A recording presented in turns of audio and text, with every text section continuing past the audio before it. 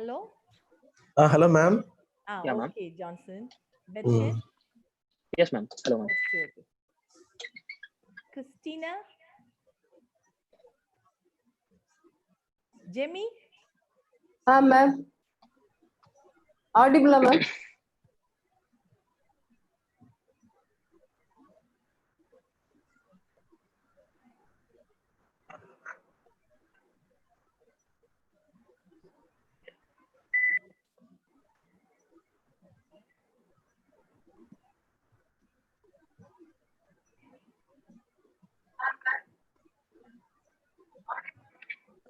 Hello, Tina?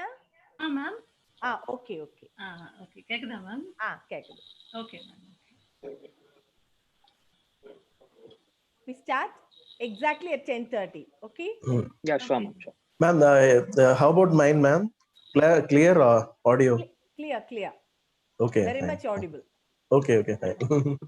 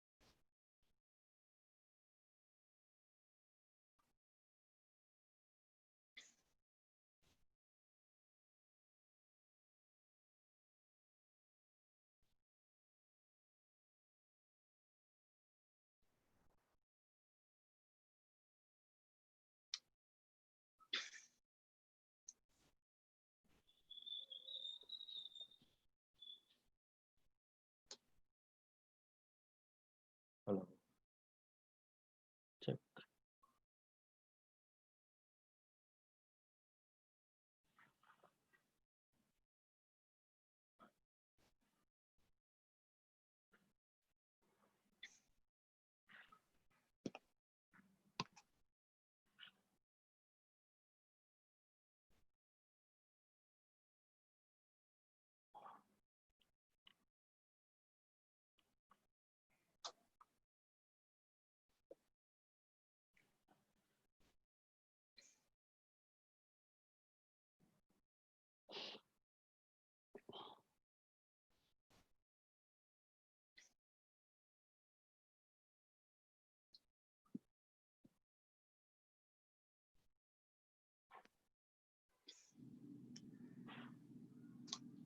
A very good morning to everyone present here.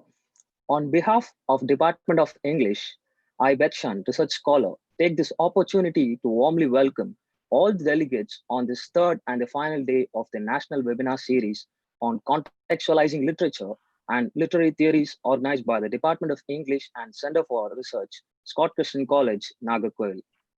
Scott Christian College was established in the year 1893 and is currently celebrating 127 years of excellence in providing educational service.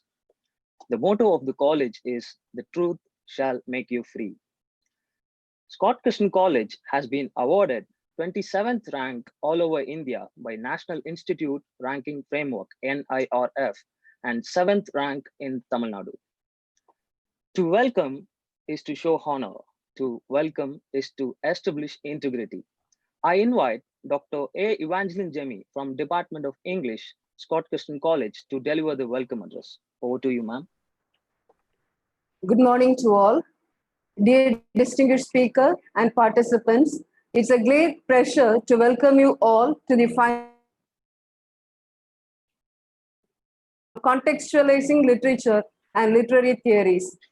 At this moment, I would like to welcome our beloved principal, Dr. J.R.B. Edward, an eminent scholar and academician. We are grateful to him for his kind support, suggestions, and guidance given to us as and when required. Next, I welcome the head of the Department of English, Dr. J.G. Duresh, the strength and support of all the activities in our department. I feel honored to welcome our distinguished speaker, Dr. K.S. Anthony Sami, Associate Professor and Head of the Department of English, Loyola College, Chennai.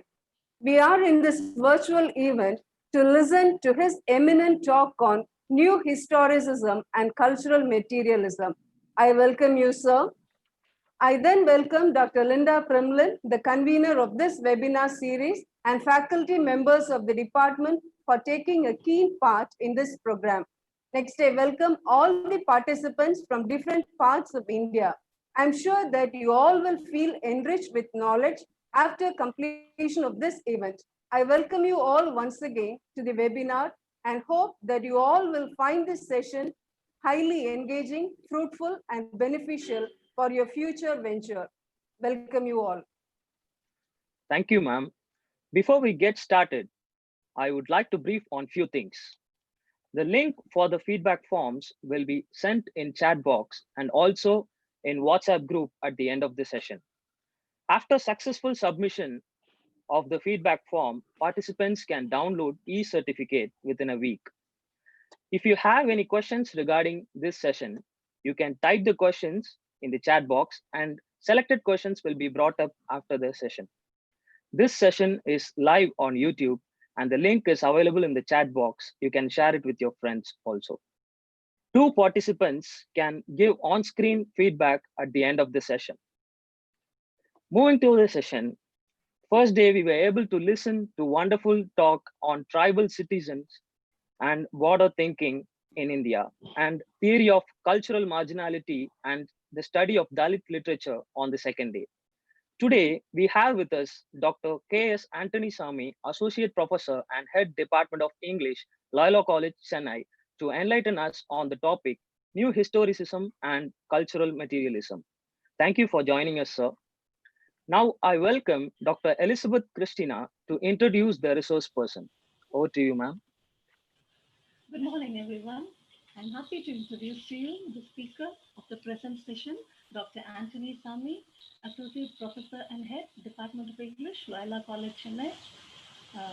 Dr. Anthony Sami is an eminent scholar and a specialist, especially in the area of literary theory and criticism, as well as English for specific purposes. He has been offering training on leadership effectiveness, effective communication skills, personality development, motivation, and time management for students as well as teachers. He has served as resource person in over 300 seminars all over India. He has been the advisor of the Staff Selection Commission of the Government of India for the Southern region since 2010. He has also been part of various forums and the Board of Studies of various colleges. He is a member of the editorial boards of reputed international journals, including Research Journal of English and International Journal of English and Studies.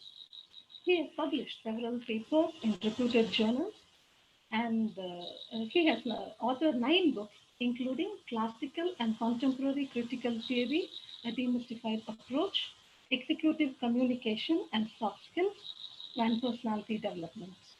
He is the recipient of the Best Teacher Award from the GRABS Educational Charitable Trust Chennai for the year 2017. It's a privilege for all of us to have such an eminent personality as our resource person this morning. And now I hand over the session to Dr. Anthony Sami.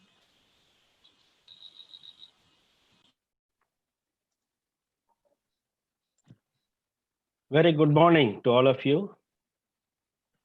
I would like to congratulate Scott Christian College, Nagarkoil, upon organizing a national level webinar series on contextualizing literature and literary theories. It's an important area, very relevant to the students of literature, and of course, even the students of language studies and the students of other disciplines like sociology, anthropology, and many others. I would like to congratulate the principal of the college, Dr. Edward, head of the department, Dr. Dijo, Dr. Linda Primlin, the convener of the web series, Professor Elizabeth and Professor Evangeline, for taking this initiative to take knowledge to the students. This is the need of the hour. This is the change that we would adapt to. We are not very sure whether we will be able to go back to the campus and meet one-to-one, face-to-face, interact in the same way that we have been doing for the last, so many years. In near future, at least for a few months. Therefore, this is the order of the day. I would like to congratulate the Department of English and Scott Christian College for organizing this wonderful series, web series. Of course, I was listening to the talk yesterday and the day before yesterday. It is really contextualizing the studies that are very much upcoming, indigenous literatures, and also the discursive practices that are being followed all over the world, of course, especially in post-colonial countries. In fact, the topic we have chosen today is cultural materialism and new historicism would be the basis for all that we had yesterday and day before yesterday. I would like to share my screen.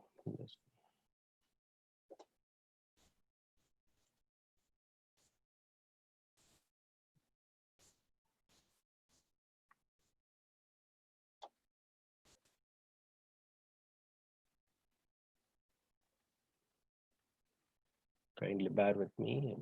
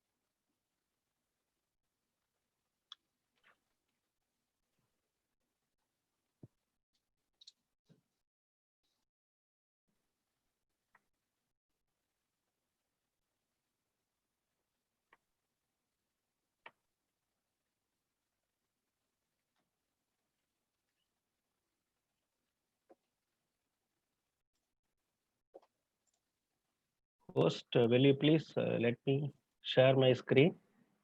Because I'm not able to.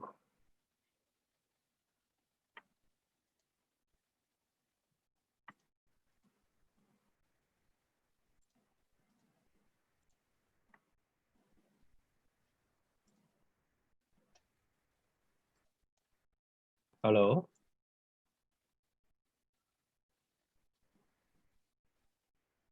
Hello. Yes, sir.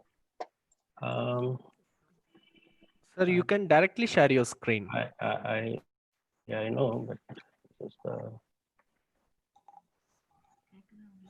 I tried even yesterday evening. It was okay.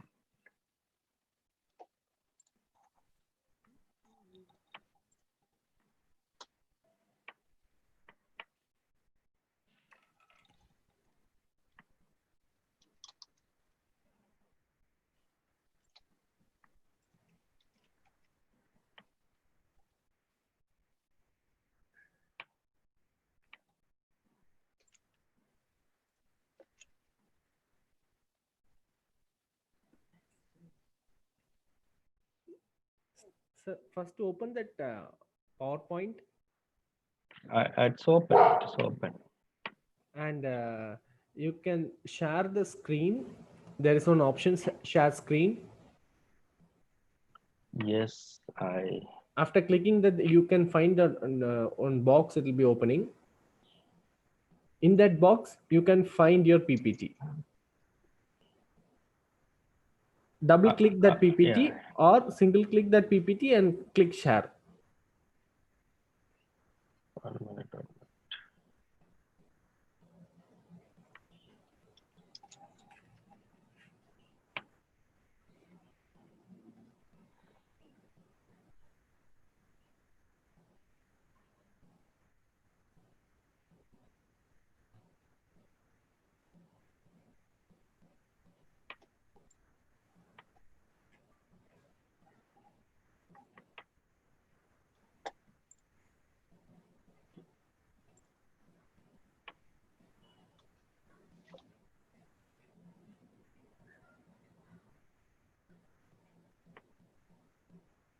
Yeah.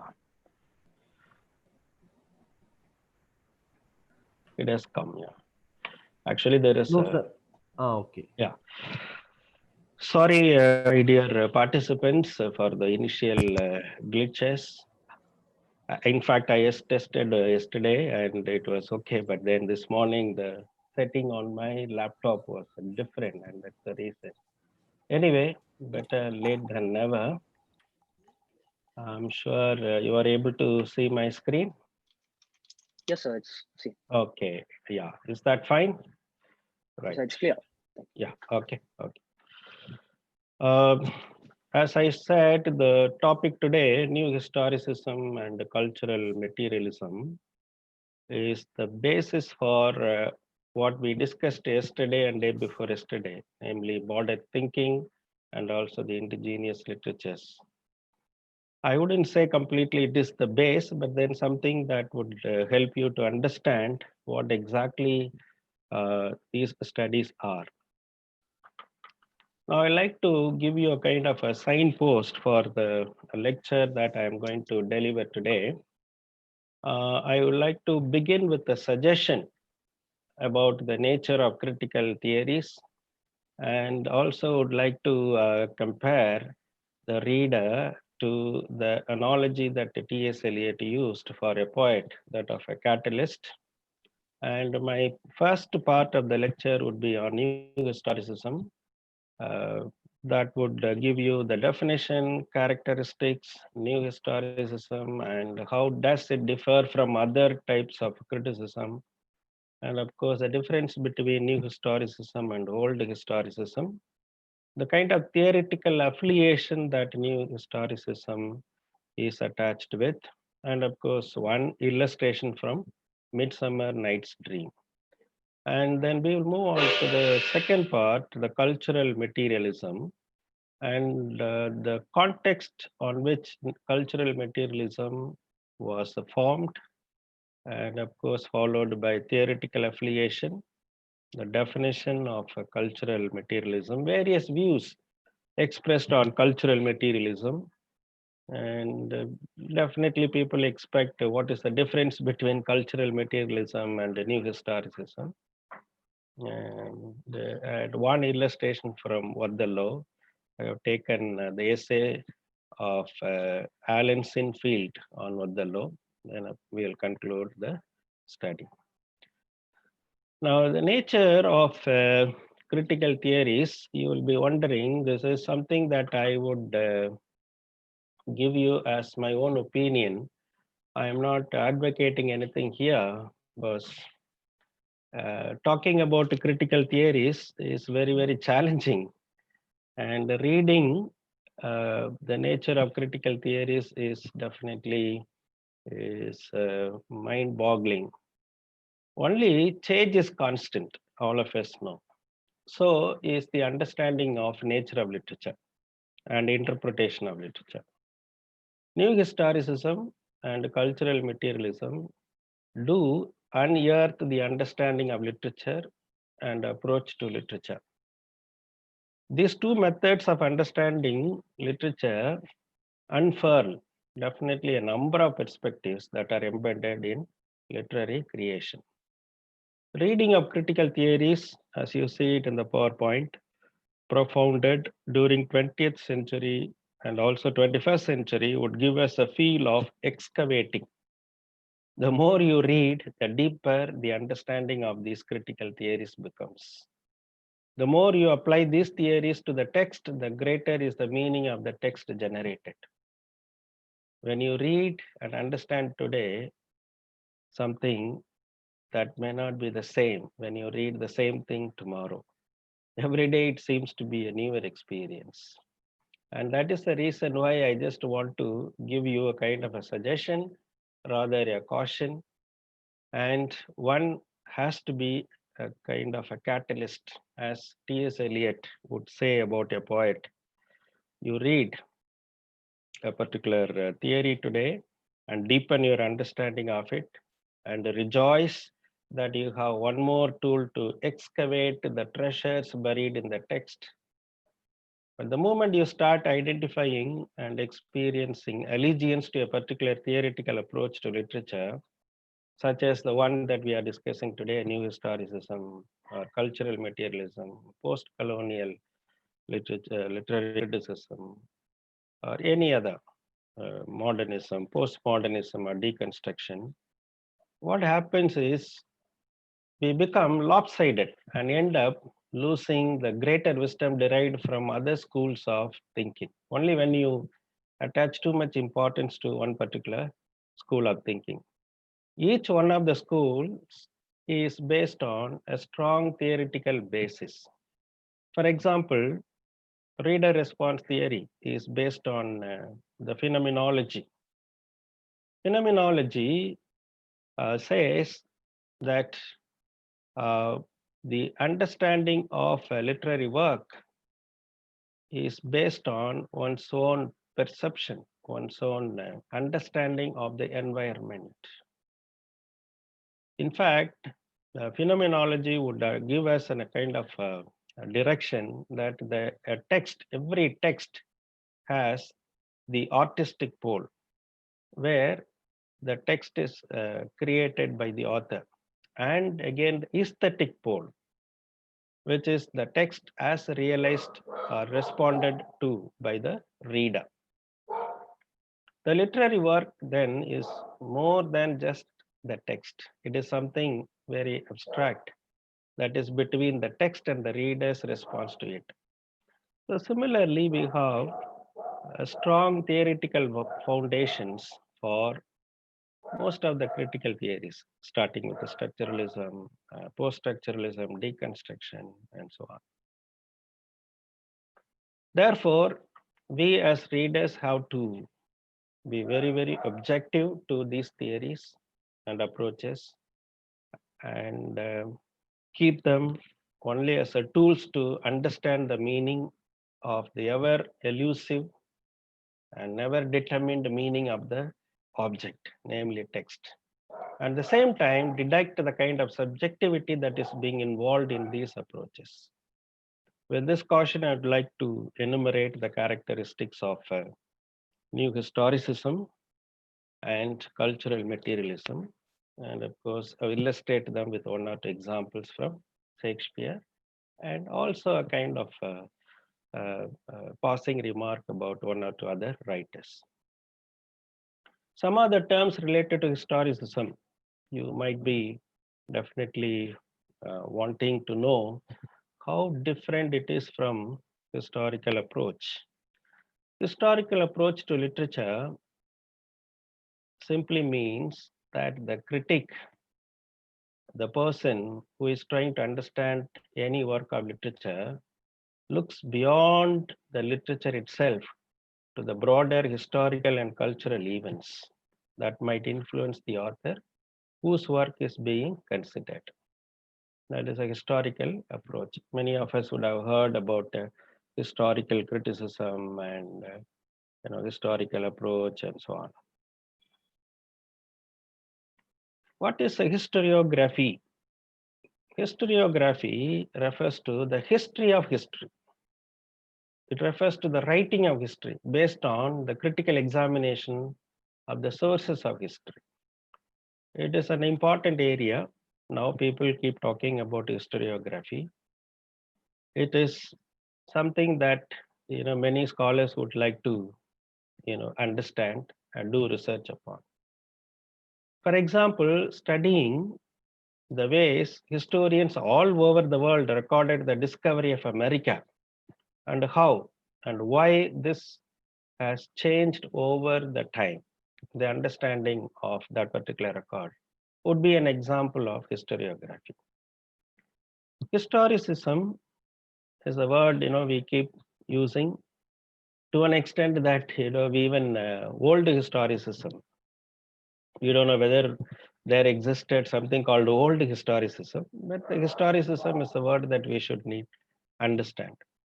Historicism is a position that holds that all knowledge and cognition are historically conditioned.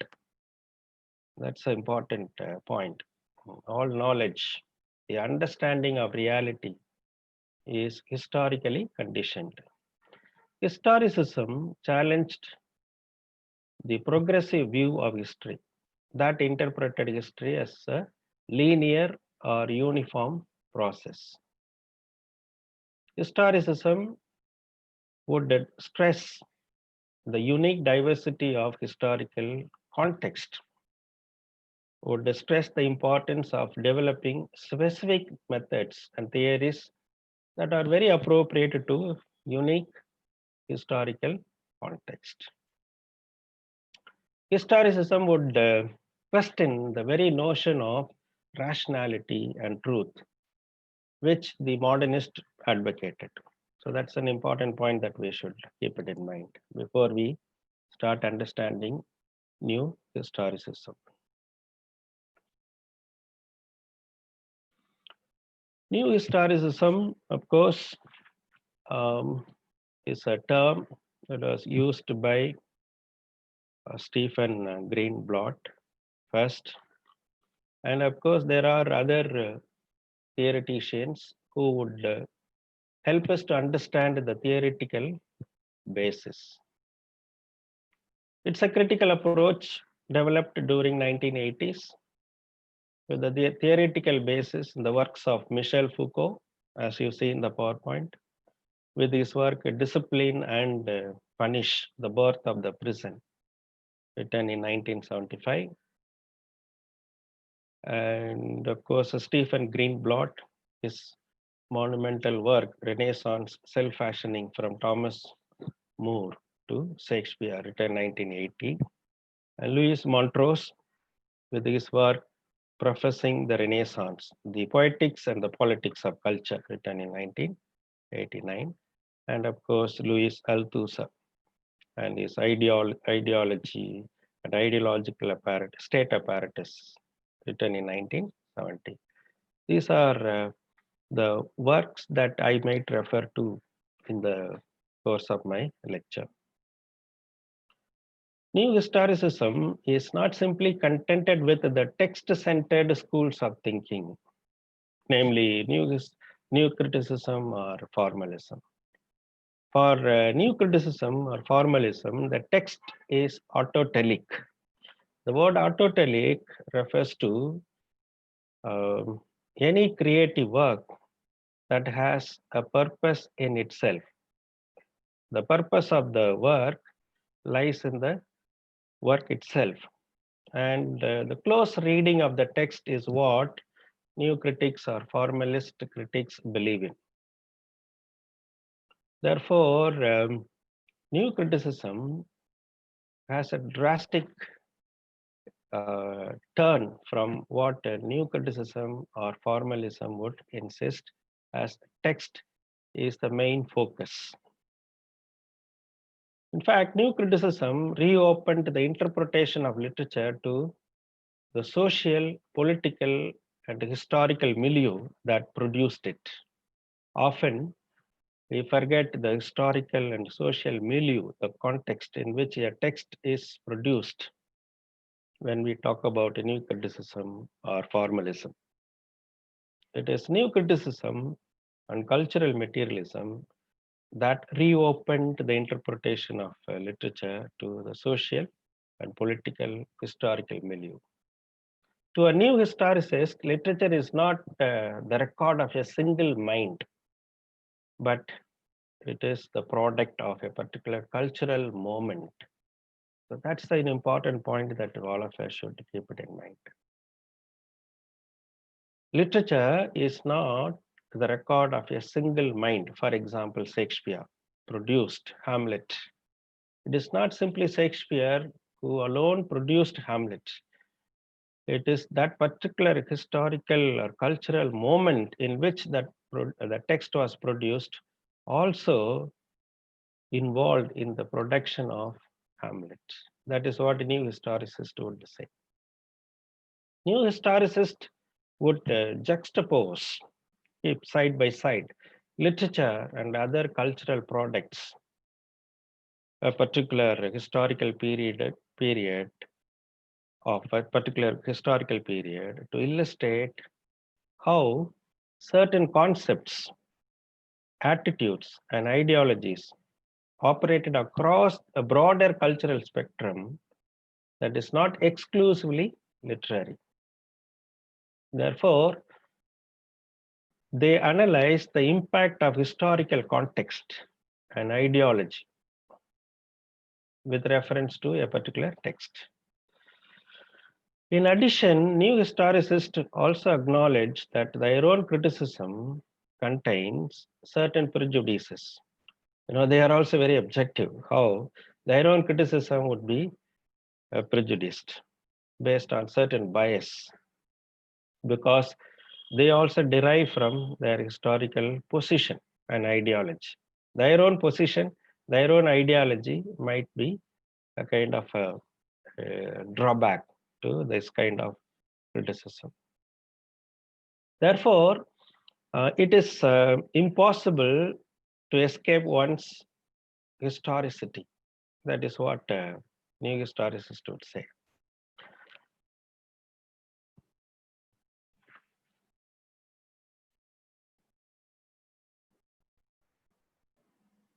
Yes. How do critics define new historicism? Many of you would have glanced at Peter Parry's The Beginning Theory, an introduction to literary and cultural theory. It's a very simple book, very comprehensive for a beginner. That is why it's a beginning theory, an introduction to literary and critical theory.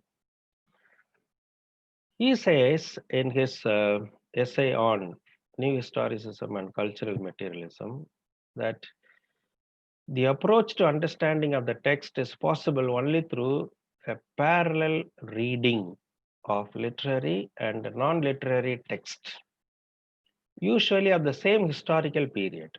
That is what he summarizes based on his reading of other critics like Greenblatt and Montrose.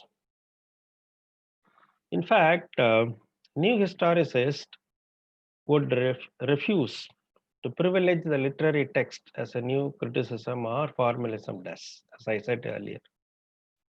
Instead of a literary foreground or a historical background, new historicists envisage and practice a mode of study in which literary and non-literary texts are given equal weightage. That's a very important point. It's given, they are given literary aspects and the non-literary aspects are given equal weightage. If you take the example of A Tale of Two Cities as a literary text, Tale of Two Cities is a literary text, and the documents available on French Revolution are considered as non-literary text. Now, for a new historicist, it is not only A Tale of Two Cities as a text that matters, but also the documents available on French Revolution that becomes the background of A Tale of Two Cities is also important for analysis of the text.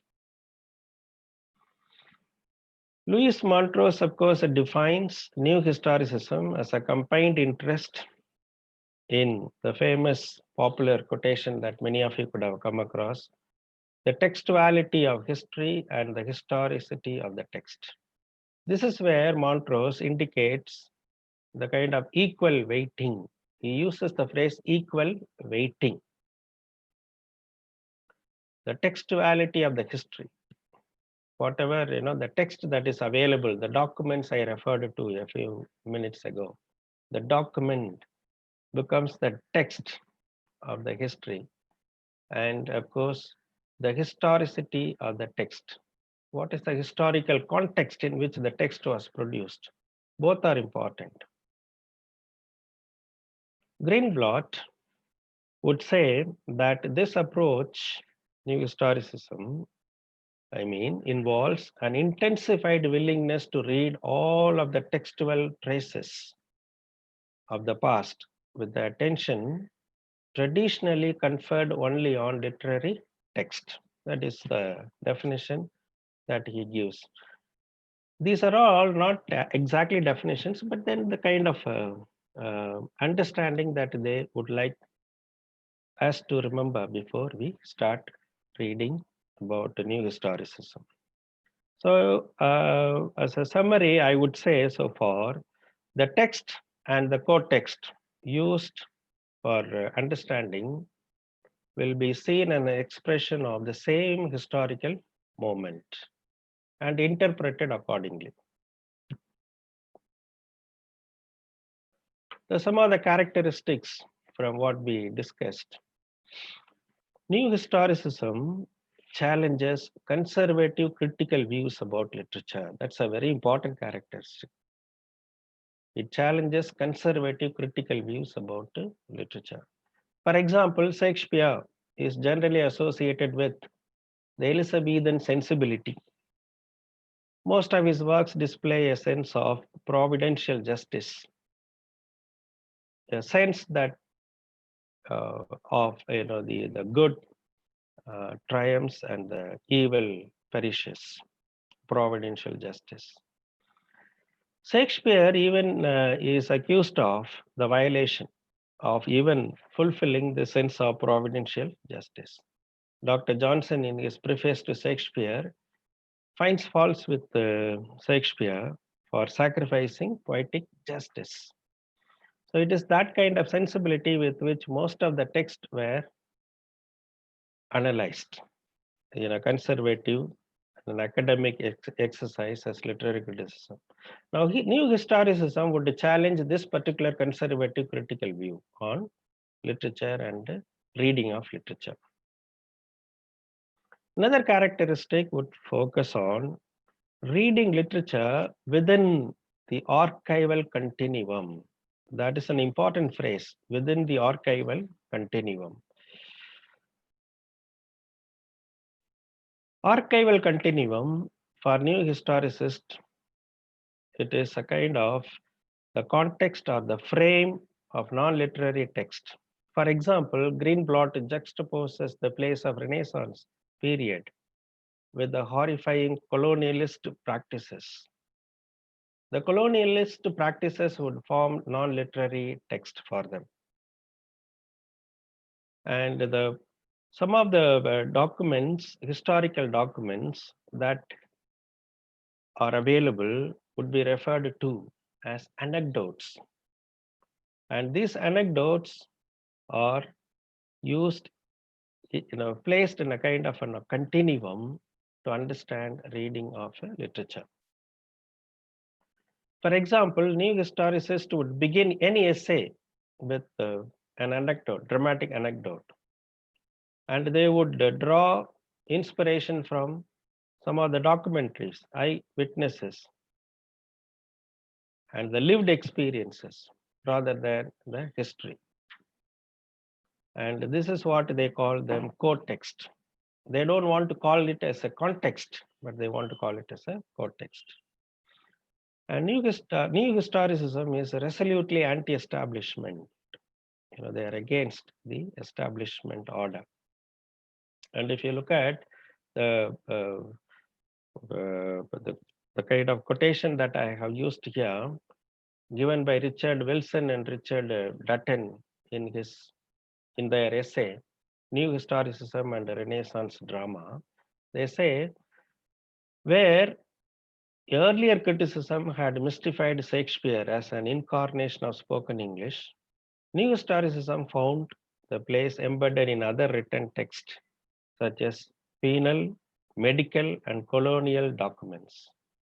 Read within this archetypal continuum, what they represented was not harmony, the place, but the violence of the Puritan attack on Cornwall and the imposition of slavery, like in the case of Caliban, the rise of patriarchy, the hounding of deviance, and the crashing of prison gates during what Foucault would call the age of confinement at the dawn of carceral society. The meaning of the word carceral comes from the Latin word carcer, meaning prison. Another characteristic of new historicism is self-fashioning. Self-fashioning is another term being used by new historicists to indicate how certain characters construct identity for themselves and also for others. For example, Iago constructs an identity for himself as well as for Othello and few others in the play. The difference between new historicism and a traditional type of criticism, of course, is what we have already discussed. I don't want to discuss again that. And you find a difference between new historicism and old historicism. New historicism gives equal weighting to literary and non-literary materials, whereas old historicism is very much hierarchical, with the literature being the jewel, considered as a jewel, and the history is at the background. That's number one. Number two, history is represented and recorded in written documents, not in the original sense of the term, but history also is formed by other written documents, as I referred to. Old historicism believes in the historical framework with the practice of close reading, of course, and analysis of the patterns of imagery and so on. For new historicism, history is a narration. That's another important point. They are interested in interpretations about the interpreters. They want to know how interpreted history. For old historicism, history is only a reality. And new historicists would say that history is very much subjective. And old historicist would say that history is very objective. New historicist is of the opinion that history is very cultural. It is connected to power. And old historicist would compromise, saying that history is universal. The question that one might ask, the old historicist or historians or traditional historians would ask, what exactly happened? Or what does the event tell about that history, about that particular history?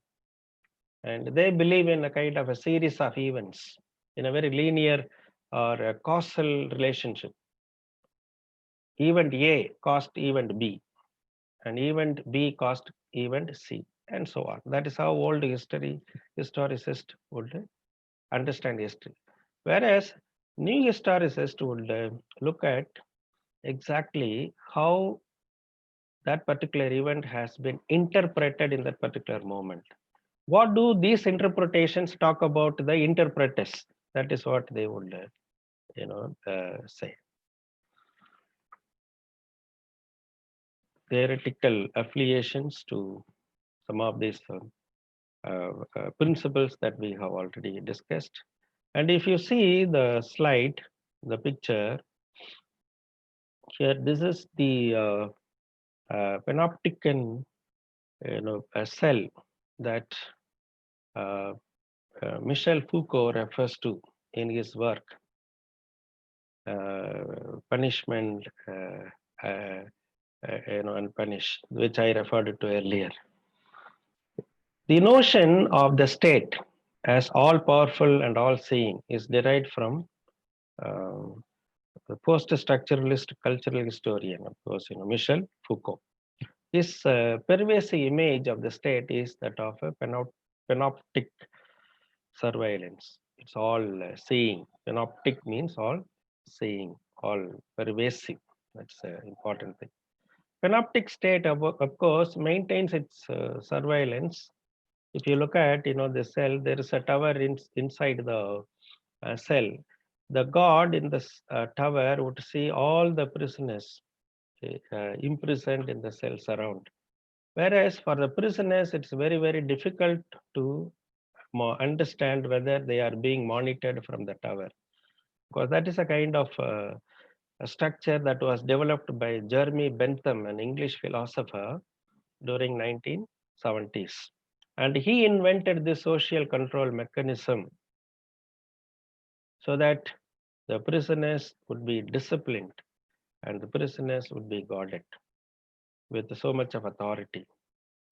And the basic principle of this particular design, which Bentham first completed in 1785, is the maximum number of prisoners with the fewest possible guards and other security cost. That is the idea.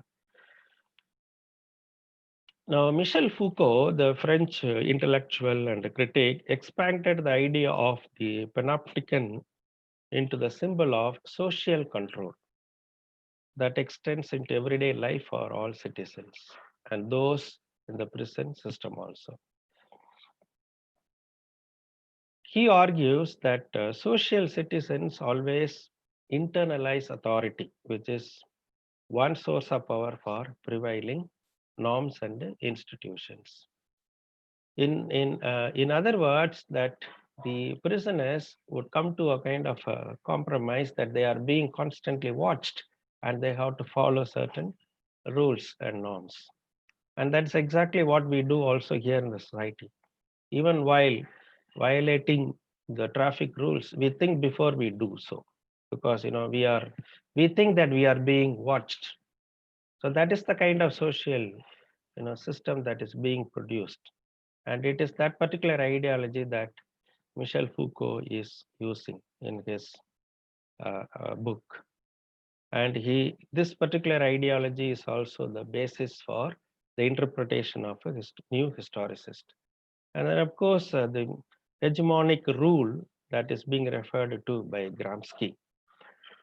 And Karl Marx would say that the ruling of ideas of each age have been the ideas of the ruling class.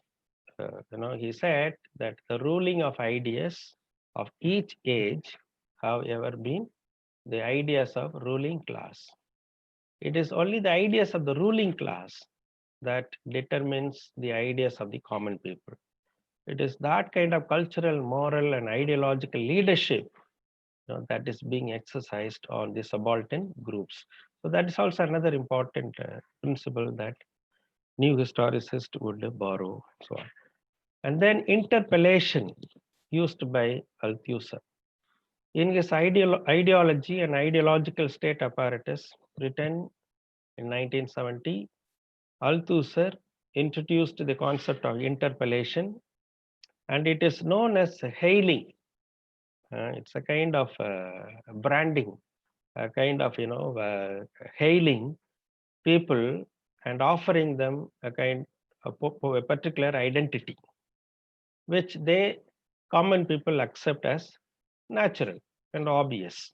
That's an important concept that Althusser also discuss. Individuals are interpellated.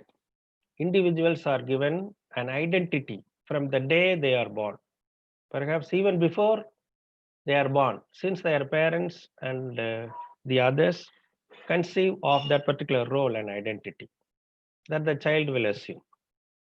Okay, so therefore, this is another important concept. Thus, new historicists deduct the principles of all-seeing discursive practices in the case of Michel Foucault, ideas of the ruling class in the case of Gramsci, and interpellating individuals as subjects employed by the dominant forces to suppress others, and approach literary text and interpret literary text according to these principles. Now coming to an example from Midsummer's Night Dream, definitely is what I referred to in the beginning. Louis Montrose has written an essay, A Midsummer's Night Dream and the Shaping Fantasies of Elizabethan Culture, Gender and Power Form. This is an embodiment or even an explication or illustration of the historicity of the text and textuality of the history. What he theorizes in this particular essay is the play Midsummer's Night Dream creates the culture by which it is created, shapes the fantasies by which it is shaped. I repeat the statement. He says the play creates the culture by which it is created, shapes the fantasies by which it is shaped. For example, Elizabeth can project herself as the queen whose virginity has a mystical and magical potency, because such images are given prominence in court masques, in comedies, and in pastoral epic poetry written at that particular time. In a reciprocity, the figure of Elizabeth stimulates the production and promotion of such work and imagery. Hence, in this sense, history is textualized and text are historicized. Even we can see the role models, which role models for masculinity and femininity are given in film world for us. And we try to emulate those film models, role models in the film. And in fact, in a kind of reciprocal action, what is happening in the public, what is being practiced is being created in the film. So this is the kind of example that's being used by Louis Montrose. If I give you one more example from Midsummer's Night Dream, you may recall how the dream is created by the text, and the same text also is influenced by the dream that common people had. The play Midsummer's Night Dream begins with Theseus, of course. The Duke is preparing to marry Hippolyta. That's a situation. And you find a kind of an intrusion by Aegeus, a parent, who comes and says that Hermia, his daughter, is in love with Lysander. And in fact, Aegeus doesn't want Hermia to marry Lysander. That is why he comes to the court and reports this matter to Theseus. And here you see there is already a conflict between the father and the daughter, the father Aegeus and the daughter Hermia. And while listening to this case, Theseus gives his verdict. He says, Theseus says that Hermia must either marry Demetrius, whom the father Aegeus is proposing, or becomes a nun, or die. That's a verdict he gives. And this is something very, very cruel. You know, it is against the choice of the woman, Hermia, who is in love with Lysander, not Demetrius.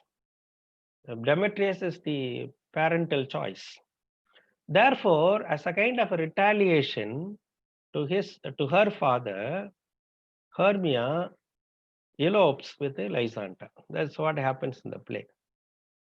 And of course, in the wilderness, in the forest, you find another couple, Titania and Oberon. This is a couple from the fairy world, the king, Oberon, and Titania, the queen. They also have a conflict over a particular stolen Indian boy, a page boy. But that's because, you know, Titania is giving excessive attention to that Indian boy, which Oberon doesn't want. Oberon uses his authority to force Titania to give up that boy. But, you know, Oberon is shocked when Titania, disobeys him and leaves the place. And eventually the character Puck is employed by Oberon to play them all tricks and set right. You know, I can't go on explaining the story, but then for the sake of some of the students who have not read the Midsummer's Night Dream, I'm just giving this as a overall, you know, point. The point here is, at the end of the play, what you find is men succeed. Okay, here in the case of Oberon, there in the case of you know, Theseus, the king, right? And also the women, in the case of women, they all you know, are happy finally. How? Apparently they are happy, but the quotation that is given by Montrose is very much revealing. The happy ending depends on the reinforcement of patriarchy, right? Women are happy at the end, they are made to feel happy, but then the conclusion of Midsummer's Night Dream is a celebration, definitely, of romantic and generative heterosexual union. Depends upon the success of a process whereby the female pride and power manifested in misanthropic warriors, possessive mothers, unruly wives, and willful daughters are all brought under the control of husbands and lords. This is the kind of politics that new historicists would be interested in. Shakespeare's comedy neutralizes the royal power, the Queen Elizabeth, to which it pays homage. In practice, patriarchy is maintained in spite of the presence of women at the pinnacle of power. That's a parody, that's a irony. Therefore, new historicism is different in its approach. It is, of course, eclectic also. If you read the dream that is being portrayed in Midsummer's Night Dream, it becomes a source of psychoanalysis. And if you read the issue of Hermia and Titania and so on, it becomes a source of feminism. So new historicism also becomes eclectic in nature.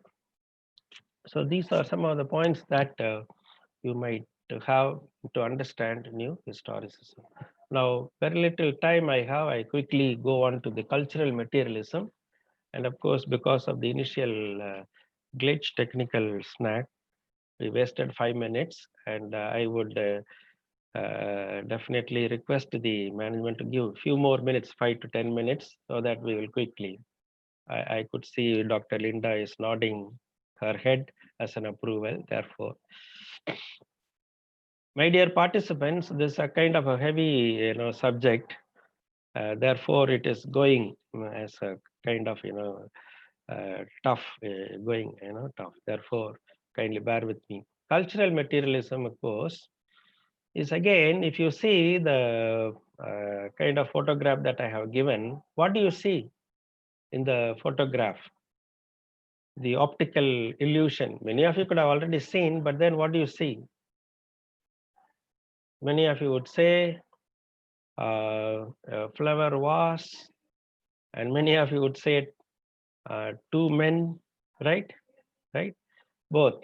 It depends on what do you see, what do you recognize first, and it depends on your perception also. Similarly, on a basic level, cultural materialism has been equated with the new historicism, because both practices interpret literary text as historical and cultural artifacts. When you read cultural materialism, you feel most of it is overlapping in new historicism, and yet they are subtly different. In what way it is different? That's a issue that we have to quickly understand. Jonathan Dollimore and Alan Sinfield would say that cultural materialism is a study of the implication of literary text in history. Again, history is involved here. In what way they are different? That's another issue that we have to discuss. It is a historicist approach to literature. That's what I would say.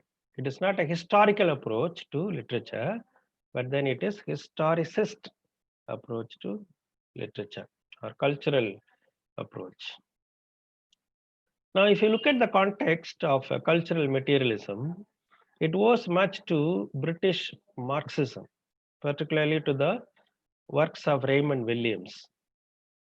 It's again influenced by or related to the sociology of literature conferences held at Essex University from 1976 to 1984, and again to the journal produced at that particular time from 1975 to 1988 called Literature and History. These are the two influences that promulgated cultural materialism.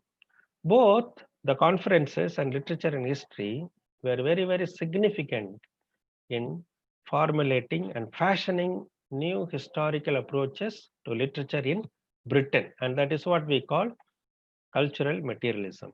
New historicism was of American origin, and cultural materialism is of British origin. Now, the focus of cultural materialism was primarily on emphasizing the importance of history as a shaping force of literary text and the importance of literary text in shaping history. There's an important quotation that I have given.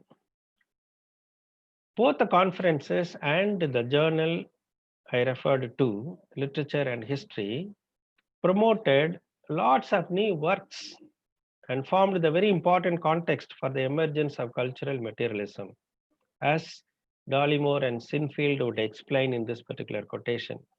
It's a bit long quotation, but then the point is, as much as there was a breakup of consensus in British political life, you remember, the political turmoil that happened during 1970s. The Conservative Party was not able to tackle the strike of the miners, and the Conservative Party was overthrown initially by the Edward Heath, and later on Margaret Thatcher was voted to power again. So that's a political turmoil that the England experienced during 1970s. At that particular time, there was also a shift in the intellectual life or the literary perception. And that is what Dollimore and Sinfield refer to in this particular quotation. If you read somewhere in the highlighted part, you may understand. Literary texts were related to the new and challenging discourses of Marxism, feminism, structuralism, psychoanalysis, and post-structuralism. It is widely admitted that all this has brought a new vigor and excitement to literary discussions. At the same time, it has raised profound questions about the status of literary text, both as linguistic entities and as ideological forces in our society. So there was a constant, there was a drastic shift in understanding of this particular study of literature.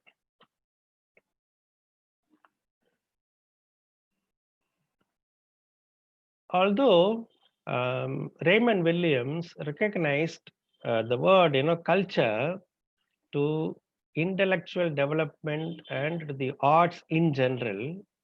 In his own practice, it referred to more anthropological sense of the way of life of people. Right. It involved their practices, the culture, being discussed involved their collective practices, people's collective practices, beliefs, social customs, political values, and forms of expressions.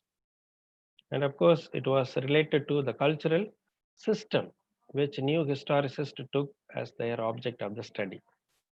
Therefore, a materialist approach to culture then examined how culture was produced technologically, practically, and ideologically. Here, culture itself was produced. It is not simply a way of life. Culture could be produced. That is the topic of discussion in Raymond Williams' works. Following Raymond Williams, there were two other writers who also contributed towards cultural materialism and the discussion of ideological apparatus. Richard Hogarth, that another, the second writer that I'm referring to, was a sociologist. He examined the working class society and he came out with a report, a kind of a semi-autobiographical sociological work that he produced in the year 1957 with the title, The Uses of Literacy, Aspects of Working Class Life. That contributed the idea culture is as much the object of literary study as literature. As much as you read literature, you should also read culture. Only then you will understand literature and culture. That is what he referred to. And E.P. Thompson also, along with Raymond Williams, was responsible for a major shift in the direction taken by academic discipline of literary studies. Thompson also brought in a fresher view of class identity, the concept of class identity, to bear on the study of history and literature. Now, in particular, I want to discuss one of the important concepts by Raymond Williams, structures of feeling. Cultural materialism takes a good deal of its outlook from this particular phrase, cultures of feeling. Of course, it is also relevant to our study. Instead of Michel Foucault's notion of discourse, Raymond Williams invented the term structures of feelings. There are layers of feelings available in the society. And some of the feelings are antagonistic to both explicit system of values and beliefs, and even to the dominant ideologies within a society. All feelings are not the same. They are not homogeneous. Some of the feelings are antagonistic. And that is what you see in the works of Charles Dickens and Bronte sisters. And if you look at some of the values of Charles Dickens' novel, you find they are oppositional in nature. Okay, they are antagonistic, right? For example, Oliver Twist is a story of poor people in England who got unfair treatment from the society. Dickens describes the poor condition of these people, how the children were exploited during the Victorian era. It is that particular feeling of the common people that is being projected in some of the works of Victorian England, and that is what we call structure of feeling, structures of feeling. You have the feeling of the common people and you have the feeling of the dominant class, and there are layers of feelings. Similarly, you may also find out Jane Eyre's Mad Woman in the Attic, Bertha, the character Bertha Mason, who set fire. That itself is a kind of an example of oppositional value that is being given. Similarly, you find lots of examples in the text. So I just want to now having these background in mind, the writers, especially Dollimore and Alan Sinfield, have come out with a few characteristics, defining characteristics of cultural materialism. And Graham Golderness would say cultural materialism is a politicized form of historiography. Again, if you, it sounds very, very abstract, but then when you look at this particular phrase, you will understand the meaning. Politicized form of a historiography. If you understand politicized form. Okay, for the want of time, let me not go deeper. Now, the four characteristics that form the definition of cultural materialism is, one is the historical context. What was happening at the time of the text that was written, that is the historical context. Okay, historical context would undermine the transcendent significance traditionally accorded to the literary text. So historical context is very, very important. Then the second one, theoretical method. Cultural materialism incorporates older methods of theory. I mean, older to this particular method, cultural materialism, structuralism, post-structuralism, and absorbs lessons from them and breaks away from the liberal humanism that was in practice early 20th century or during 19th century. And the political commitment is to incorporate non-conservative, non-Christian frameworks such as feminism and Marxism. The influence of Marxist and feminist perspectives are accepted, and the break from the conservative Christian framework is initiated in this particular practice. And of course, textual analysis also is a very important aspect of cultural materialism, which I would illustrate little later when we talk about Padallo as an example. So culture is referred to all forms of culture, forms like television culture and pop culture and so on. And materialism here is referred to something that is opposite to idealism. And the one more characteristic is an emphasis on the functioning of the institutions through the world of Shakespeare that is being brought to us, and using the past to read the present and revealing, the politicized society by what we choose to emphasize or suppress of the past. So these are some of the characteristics. You may keep it in mind. Sorry, I'm a little in a hurry to wind up because of the time. And how is new historicism differs from cultural materialism? The major difference is, many of you would ask the question, what is the difference? New historicism, 1 minute. New historicism concentrates on those at the top of the social hierarchy. For example, church, the monarchy, the upper classes. While cultural materialists tend to concentrate on those at the bottom of the social hierarchy, namely lower classes, women, other marginalized people. New historicism focuses on the oppressive aspects of the society that people have to overcome to achieve change, whereas cultural materialism focuses on how the change is brought about. That's a difference, key difference. And the third one, new historicism uses only quote text that would have been contemporary to the text in question, contemporary nature, whereas cultural materialist uses quote text from the entire trajectory of a text history. So that's a key difference between new historicism and cultural materialism.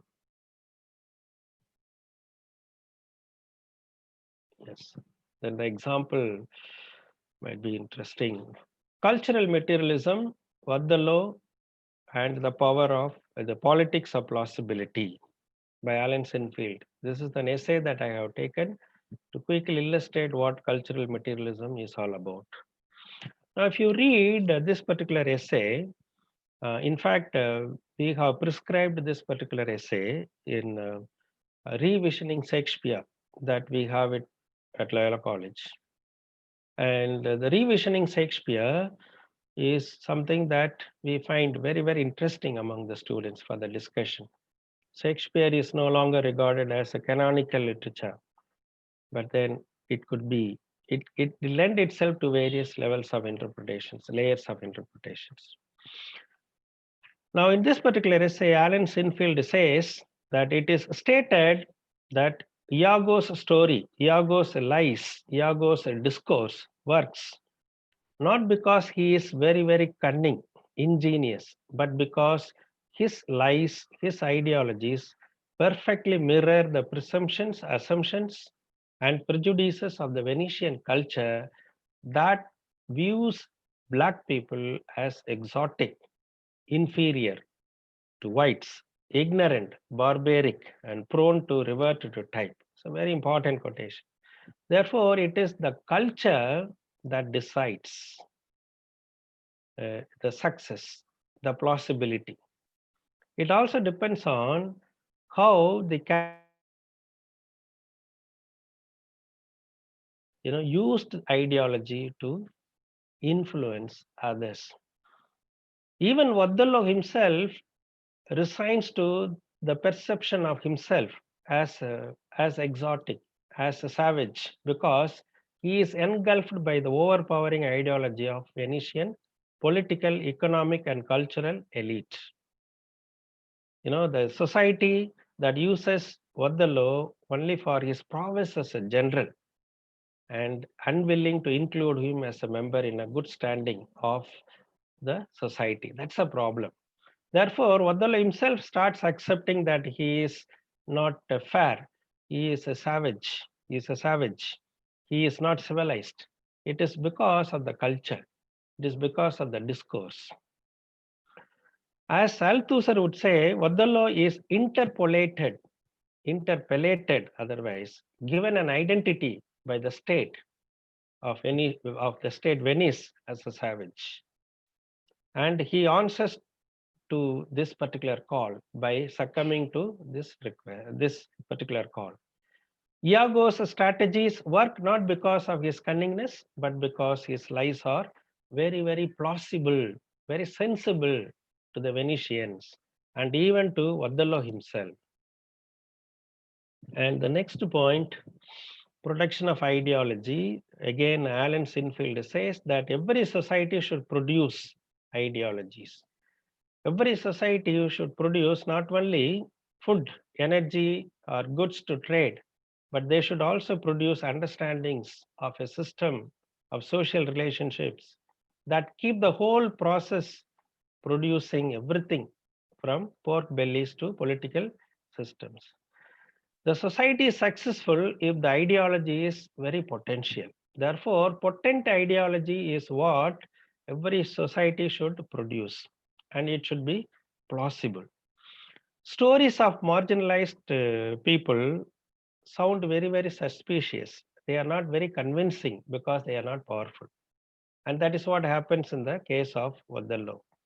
Whereas stories of the powerful, like Iago, is successful because he is able to produce a culture, produces discourse that is very, very powerful and plausible to the society and including to Vathala. That is why he is successful. Therefore, Sinfield suggests that every society should produce the kind of potent ideology, potential or potent ideology. Desdemona's defiance is again another important example. And while being married to Vathala, Desdemona is questioned by her father Brabantio. See, look at the language. Do you perceive in all this noble company where you most owe obedience? Look at the language. Where do you perceive in all this noble company? Do you perceive in all this noble company there is a kind of an intimidation meted out to a woman, intimidation. Where most you owe your obedience, again there is a dominance that is being indicated here. But then Desdemona very cleverly uses the kind of embedded conflict and the dissidence that are hidden within the social order. See how she tackles the situation is Desdemona gains some control of the ideology itself because she is born and brought up in the same ideology. She is able to use the same ideology to speak in her favor. She answers in the next, the conversation that she owes her allegiance to her husband, Othello, just as her mother owes her allegiance to her husband, Brabantio. That is Desdemona's father.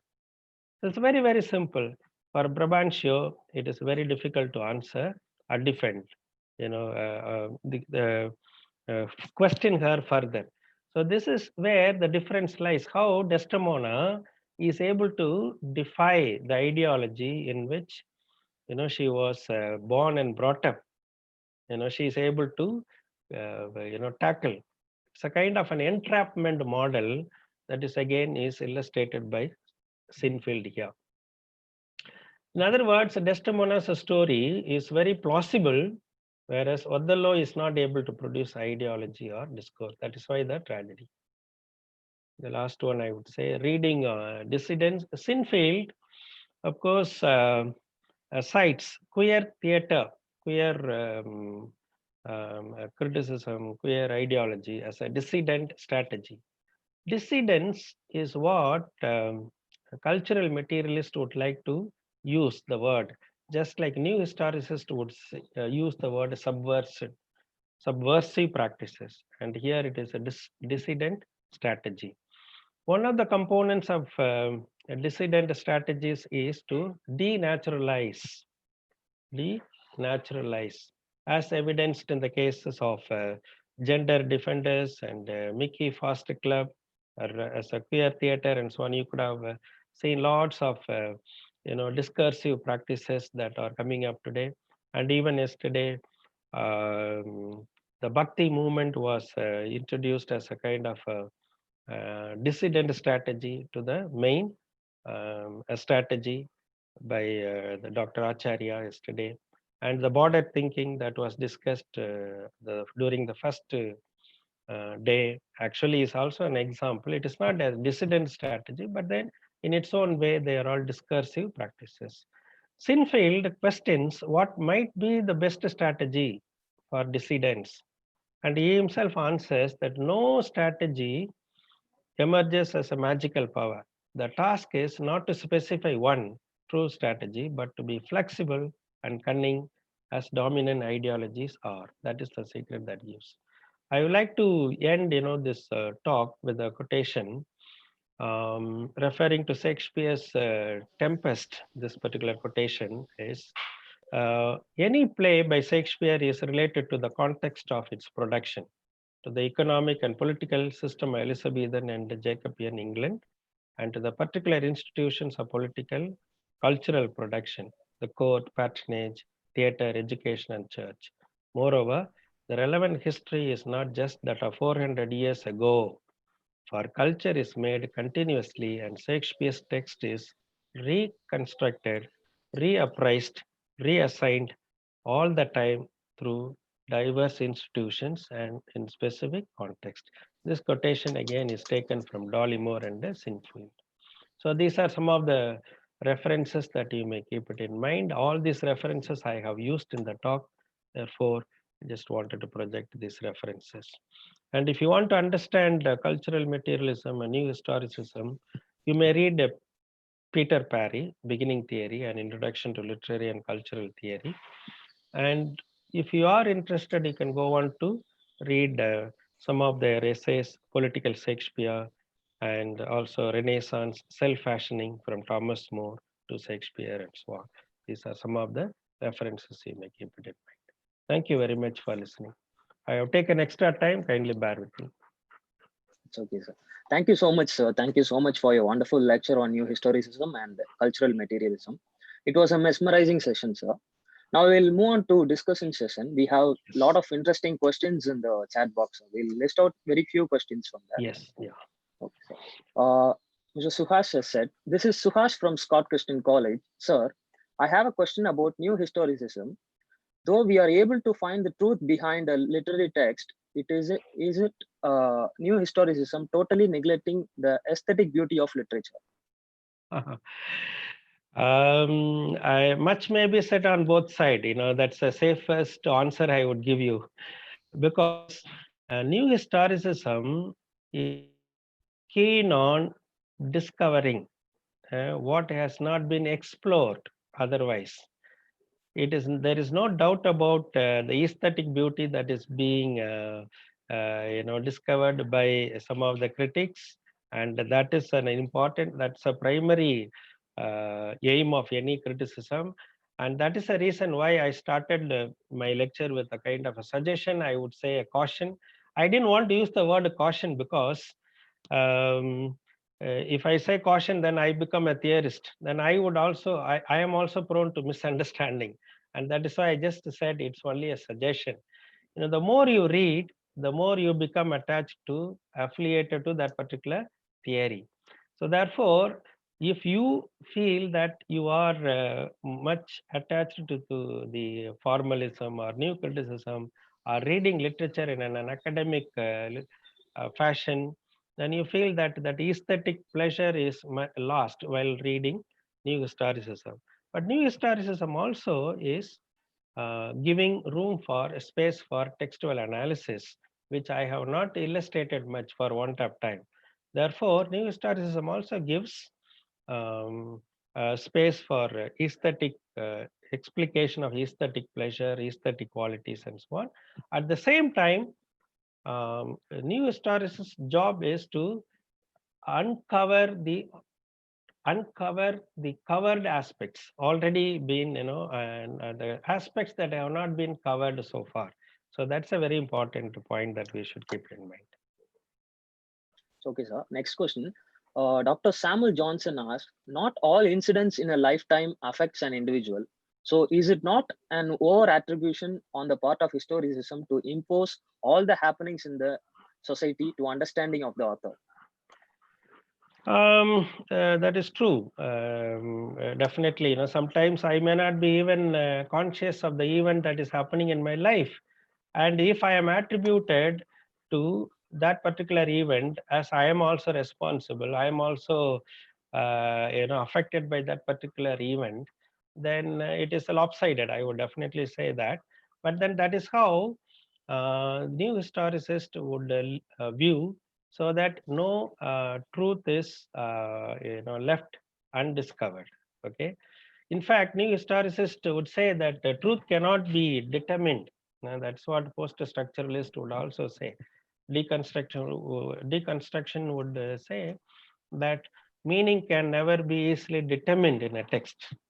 It's not that easy. At the same time, it is also possible for us that we are unnecessarily dragged into a particular perception for which we are not responsible. That's an important issue. It is overhyping. It is true. At the same time, we should also be aware of the fact that we are also responsible in an experience to which we are not directly involved. We are indirectly involved in that particular system or that perception, because we are in a society, we are in a kind of a web of relationships in the social milieu. Okay, thank you, sir. And next question, Mr. Kuldeep Singh asks, old historicism and new both talk about history, but in which perspective can we differentiate them? Explain, sir. Please, with some example of Tale of Two Cities, where can we apply both? And please explain the application of new historicism with reference to some famous historical novel. Famous historical novel. I wouldn't take up any famous historical novel for illustration from Walter Scott and so on. But then if you yourself said about A Tale of Two Cities. Now, for Tale of Two Cities, the background is French Revolution, right? The French Revolution. That is the backdrop.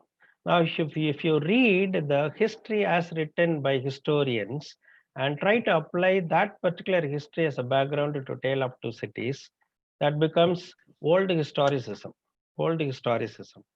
the history written formally, the history that is available to us, in the subject history, world history, the history of France, if you read, the history of Europe, if you read, and understand French Revolution and try to understand Tale of Two Cities with that background, that it becomes old historicism.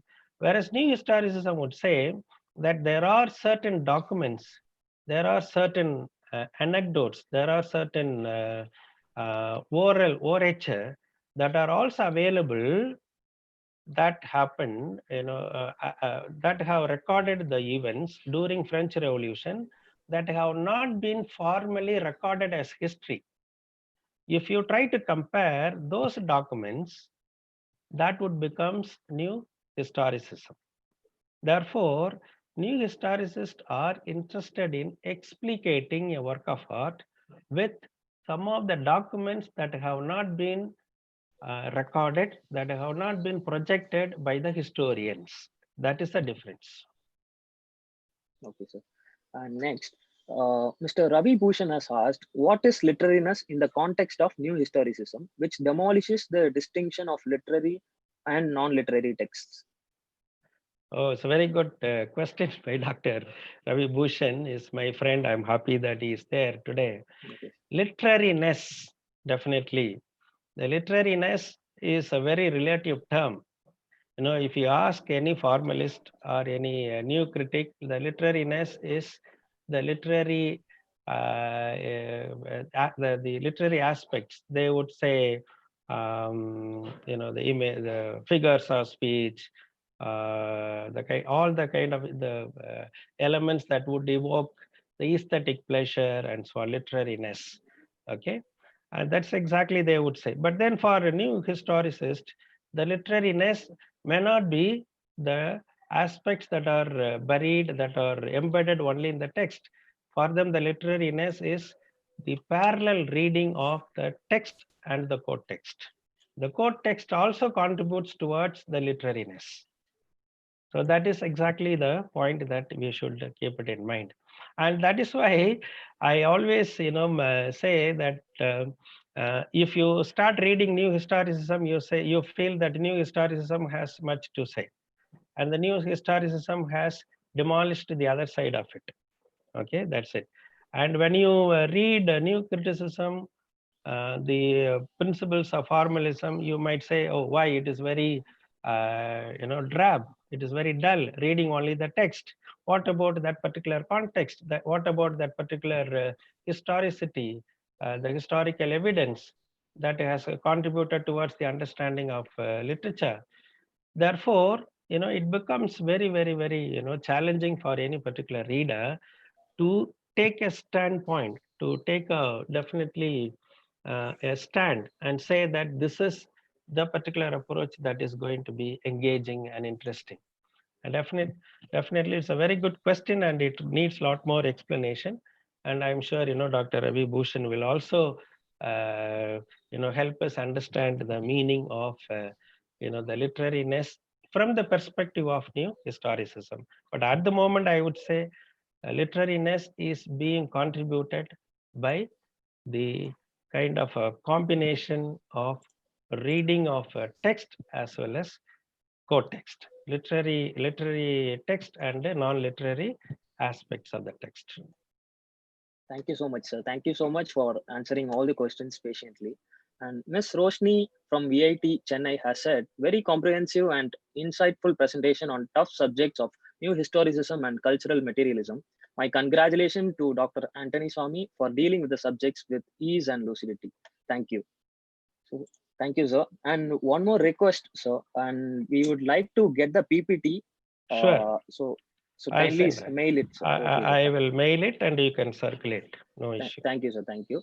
And now I request any two participants to give feedback on this session. You can turn on your video and also you can unmute your mic so that everyone can hear.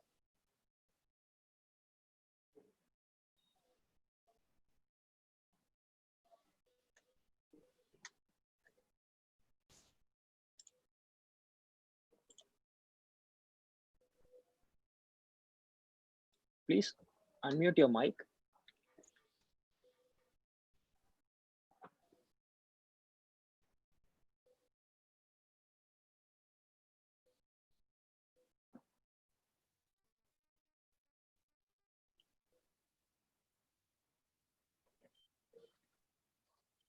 Hello. Yeah, you're audible. Yes, sir. You are audible. Actually, session was absolutely perfect. But I think that there was the problem of time. So because of that, it was not, the way you are presenting. It couldn't be, presented in a proper way. Otherwise, it was good.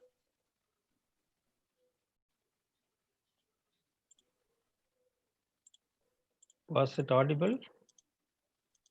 It's not clear. Hello.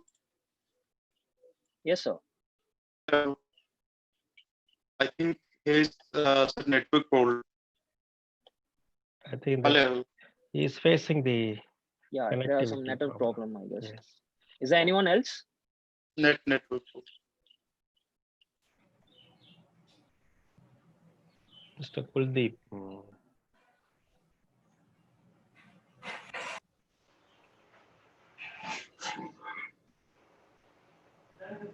If you have raised hands, please unmute your audio.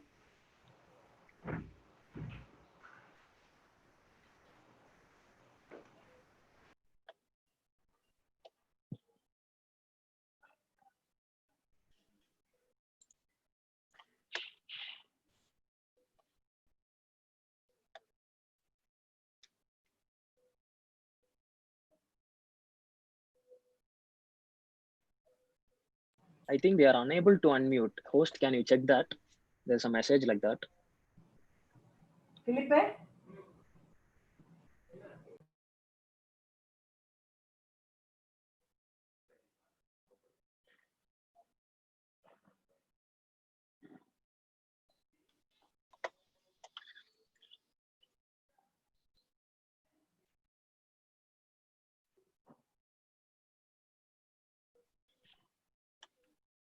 Even Dr. Linda is not audible. She is trying to speak.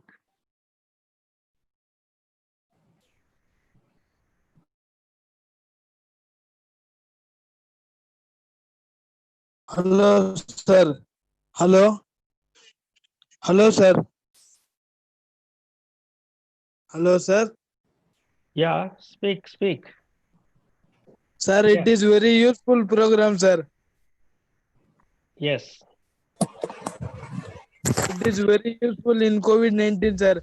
Sir, I have another doubt. Hello. Hello. Sir, Am I audible, sir? Sir, Am I audible, sir? yes, sir. Can I? Yes, can I, sir? Congrats. Can I?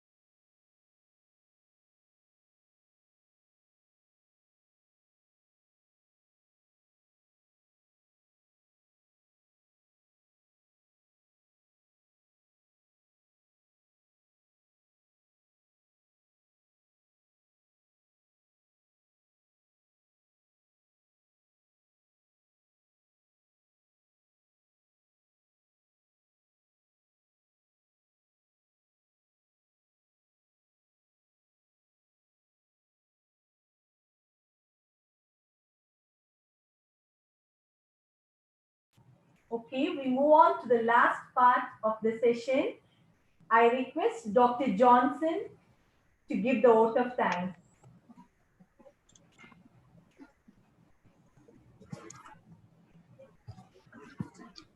Good afternoon.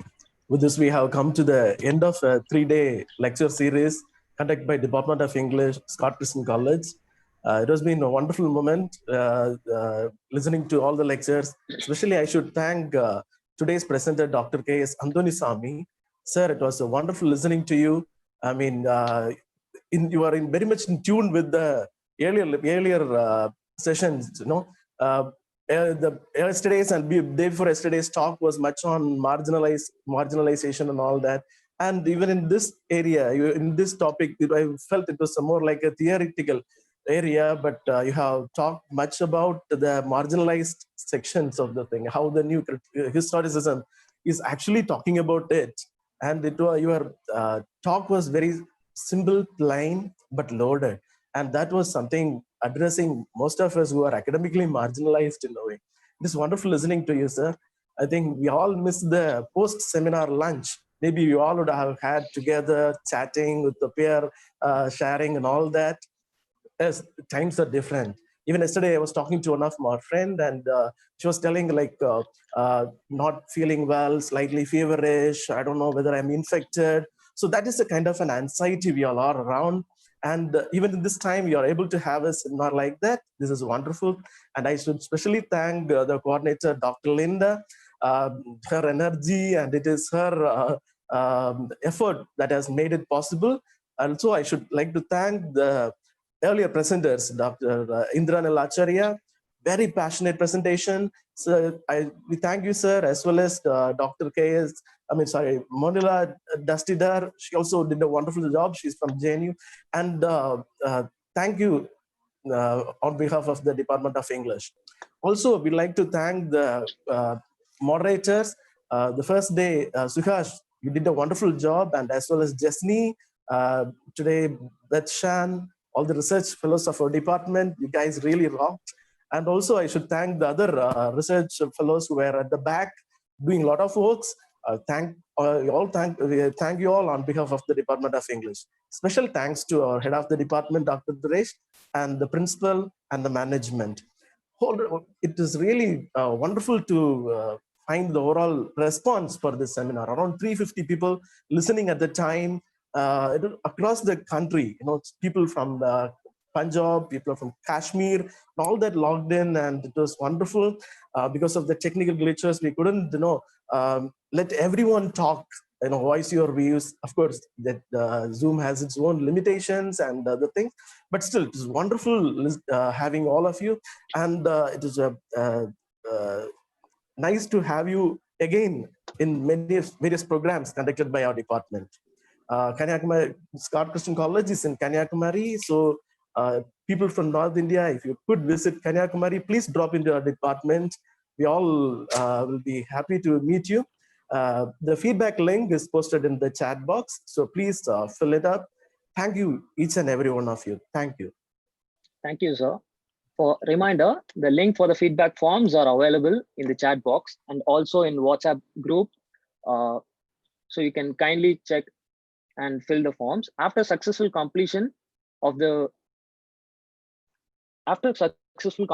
feedback form, participants can download the e-certificate within a week.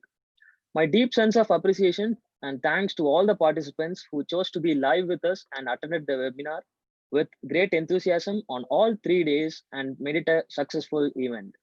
It's been fascinating sessions listening to Dr.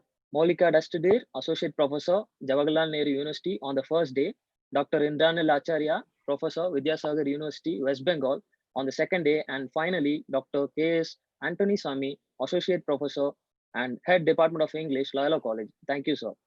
My sincere gratitude goes to Dr. A. My sincere gratitude also goes to Dr. A. Linda Primlin for organizing this webinar and also giving me an opportunity to be the MC for the day. Thank you, ma'am. And I also like to thank my colleagues, Mr. Suhash and Ms.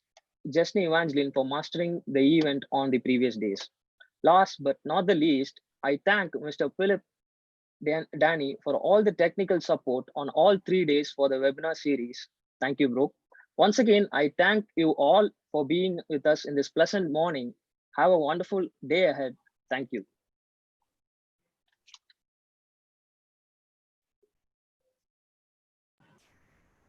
Thank you, Bachchan. Sir, on behalf of the Department of English, I thank you wholeheartedly, sir. Thank you, ma'am. Okay, sir. We meet you if God willing. Yeah, definitely. If I drop into Nagarkoil, I will make it a point to visit your department. we will look forward to many more such interactions and so on. Thank you for giving me the space to talk to so many participants across India. It's a privilege to talk to them. And I would definitely thank you for giving me this particular space. Thank you, ma'am, to you. Thank you so much, sir. At the same time, I would like to congratulate all the participants for having chosen to listen to the talks, because we are all gaining knowledge day by day. It's a learning, the process, the learning itself is a process.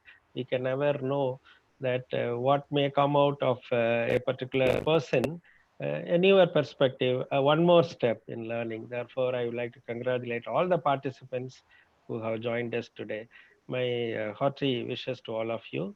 On the day of celebrating the feast of Loyola colleges, the feast of Saint Ignatius of Loyola, I would like to offer you all my greetings from Loyola College. Thank you very much for listening to me, Thank you, sir. and wish you all the best.